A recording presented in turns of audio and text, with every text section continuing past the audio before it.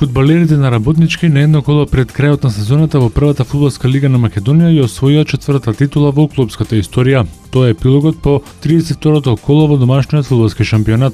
Работнички со 2:0 го победи Евромилк и ги искористи киксовите на најголемите конкуренти за титулата Металург и Турново. Херој на мечот беше Борче Маневски, кој ги постигна двата гола за Работнички во 68-та и 86-та минута за освојување на двојната круна. Вардар со победата против Турново му направи услуга на ривалот до патот до титулата. Вардар славеше со 2:1 против Турново. Петров ги донесе во водство домашните, Чурлинов изедначи, а Ивановски ги донесе трите бода за Вардар и така го остави во трга за место во Европа со победа во последното коло над Брегалница. Металург загуби на домашен терен од Шкендија со 1:2. Лјамчевски ги донесе во предност, а Вручина и Куртиши се погрижа за целосен пресврт и со тоа се доближија на чекор од Европа. Од првата фудбалска лига испаѓаат Гостивар, Напредок Македонија, Ѓорче Петров и Евромилк, а нови членови на елитата се Тетекс и Силекс.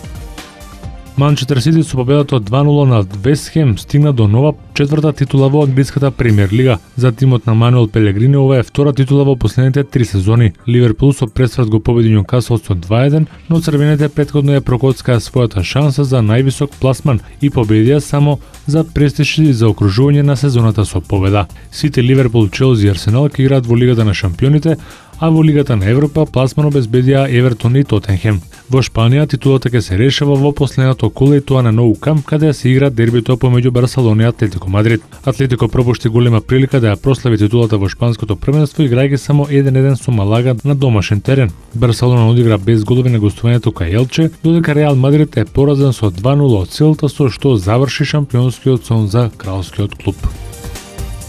Објавени најновите ATP и WTA ранглисти на најдобрите светски тенисери и тенисерки. Надал, која одбрани титулата на Мастерсот во Мадрид, ја сочува пренос од 1870 бодови која на врвот на ATP листата ја има во однос на Новак Џоковиќ. Кеј Нишикори, кој поради повреда му го предаде финалето во Мадрид на Надал, за прв пат во кариерата се наоѓа во топ 10 листата. Разликата меѓу првите двајца тенисери му гарантира на Надал дека ќе биде број 1 и по завршувањето на вториот тениски гренслем Ролан Гарос. Нишикори, кој поради повреда на грбот му го предаде финалето во Мадрид на Надал, се наоѓа на 9-то место на листата, што е негов најдобар пласман во кариерата. Трети е Вавринка, па следуваат Федерер, Ферер, Бердих, Дел Потро, Мари и Раонич. Кај дамите во топ 10 рангирањето нема промени.